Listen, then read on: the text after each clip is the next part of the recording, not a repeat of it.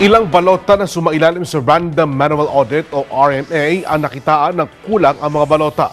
Pero ayon sa COMELEC, posibleng nalagay lang sa ibang lalagyan ang mga nawalang balota.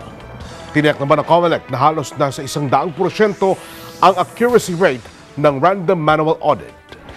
Si Gerald Tagbo sa detalye. 14 na ballot boxes mula sa ilang cluster precincts na kasama sana sa Random Manual Audit o RMA ang nakitaan na kulang ang mga balota. Subalit agad nilinaw ng COMELEC na walang dapat ipangamba ang publiko dahil sa maaaring misplacement o nalagay sa ibang lalagyan ang mga nawalang balota.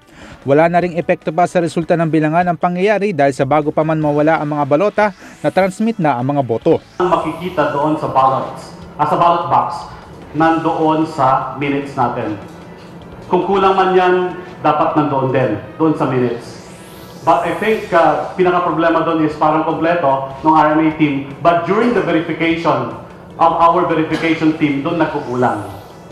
Inilahad ng opisyal ng National Citizens Movement for Pre-Elections o NAMPREL na may isang cluster precinct sa Iloilo na kasama sa RMA ang nagkulang din ng mga balota. Subalit hinintay ng audit team na maihabol sa verification center ang mga na-misplace na balota matapos ito matagpuan na nakalagay sa ibang lalagyan. Gayunman, pagpapaliwanagin pa rin umano ng COMELEC ang mga election supervisor kung bakit kulang-kulang ang mga balota sa ilang presinto.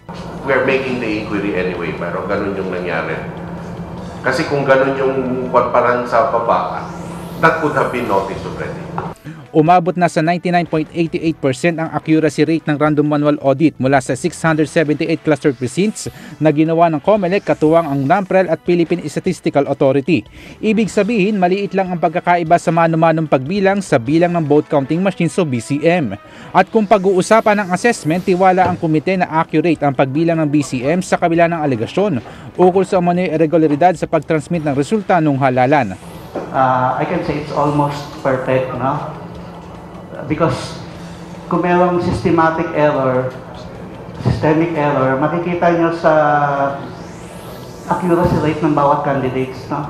Supposedly meron diyang naiiba. Sa katapusan ng Hunyo, ilalabas ang pinal na report ng RMA na isinagawa sa 715 cluster precincts.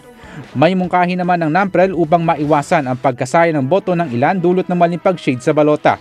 May ilang balota na na-audit ang mali ang pagkakashade ng botante kaya kadalasan nagiging overvote o undervote ang pagbasa kapag ipinasok na sa BCM. We'll intensify the education campaign, plus maybe we have to review whether the threshold na ginamit ngayon should be adjusted, parang yes, lower, na parang kahit na konting mark, if it's an indication of the vote, mabibilang ba ng machine yun, para wala nang masabi na sayang ang boto namin.